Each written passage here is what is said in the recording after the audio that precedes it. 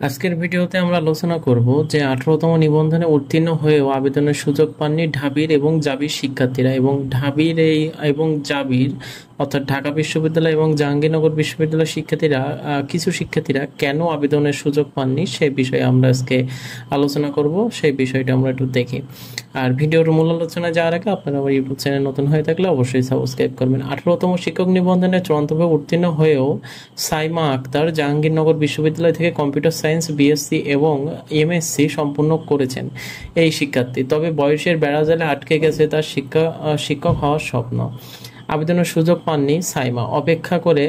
আক্ষেপ করে the daily ক্যাম্পাসকে তিনি বলেন যে সহকারী শিক্ষক ও প্রভাষক আইসিটি পদে 70% নাম্বার পেয়েছিলেন, অর্থাৎ তিনি কিন্তু 70% নাম্বার পেয়ে উত্তীর্ণ হয়েছিলেন। ছোটবেলা থেকেই প্রবল ইচ্ছে ছিল শিক্ষক হওয়ার।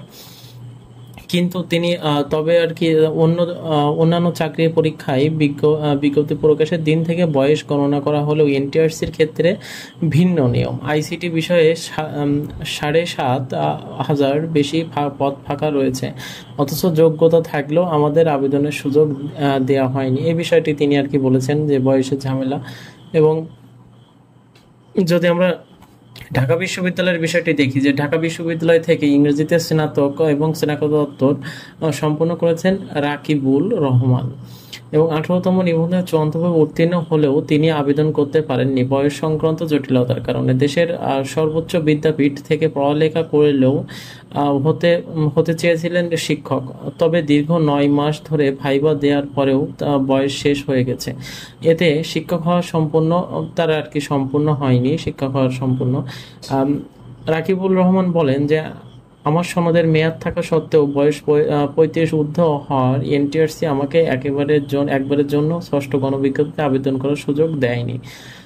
এখন কিন্তু বিগত সময়ে সবাই ব্যাকডেট পেয়েছেন। তাছাড়া ষষ্ঠ গণবিজ্ঞপ্তিতে মাত্র 40 নম্বর পেয়ে অনেকেই চূড়ান্তভাবে সুপারিশ পেয়েছেন। আমরা যারা ভালো নম্বর পেয়েছি তারাই পদে বাদ পড়ে গেছি। এটা আমাদের সাথে চরম জুলুম ও বৈষম্যর আর কি এই বিষয়টা করা হয়েছে উনি বলেছেন আর কি।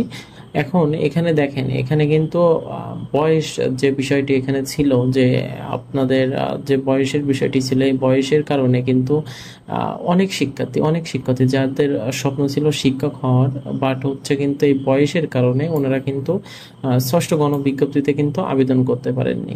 এখন এই আমাদের যে 18তম নিবন্ধন পরীক্ষাটি হয়েছিল এটা কিন্তু অনেক সময় লেগেছিল, তবে বিগত বছরগুলোতে যে সময় লেগেছিল তার থেকে কম সময় লেগেছিল এটুকু বলা যায়। বাট হচ্ছে কিন্তু যে সময়ের বিষয়টা ছিল, এই সময়ের কারণে কিন্তু 35-এর উপরে যাদের বয়স হয়ে গিয়েছিলেন তারা কিন্তু কেউই আবেদন করতে পারেননি।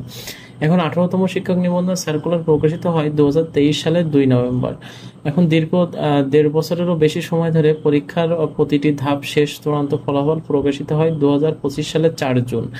এখন এত দীর্ঘ সময় ব্যয় হওয়ার কারণে অনেকেই বয়স 35 অতিক্রম হয়ে গেছে, যে বিষয়টা আমি বললাম, ফলে ষষ্ঠ গণবিজ্ঞপ্তিতে তারা আবেদন করতে পারেনি। এখন ঢাকা বিশ্ববিদ্যালয়ের এবং জাহাঙ্গীরনগর বিশ্ববিদ্যালয়ের কিছু শিক্ষার্থী আছেন যারা কিন্তু এই কারণে আবেদন করতে পারেনি। দেশের কিন্তু তারা সর্বোচ্চ একটি ভালো শিক্ষা প্রতিষ্ঠানে পড়ার পরেও দেখেন বয়সের কারণে কিন্তু তারা ষষ্ঠ গণবিজ্ঞপ্তিতে তাদের আবেদনটি করতে পারেননি। এখন আদালতে শরণাপন্ন ভুক্তভোগীরা রুল জারি। এখন আদালতে কিন্তু আমার যতটুকু জানি আমি 43 জন আদালতে রিট করেছেন এবং তাদের যে ভুক্তভোগীদের বঞ্চিত হওয়ার বিষয়টি আমলে নিয়ে আবেদনের বয়স 4 জুন 2025 35 বছর বা তার কম হতে হবে, সেটি কোনো অবৈধ ঘোষণা করা হবে না, এই মর্মে রুল জারি করেছেন।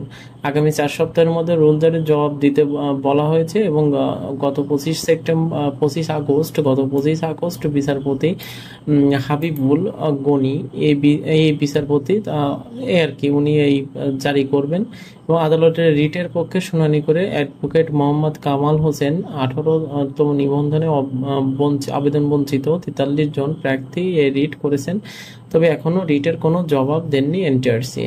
এখন এনটিআরসি এই বিষয়ে কোনো কিছু এখনো জবাব দেননি বা ওনারা বলেননি।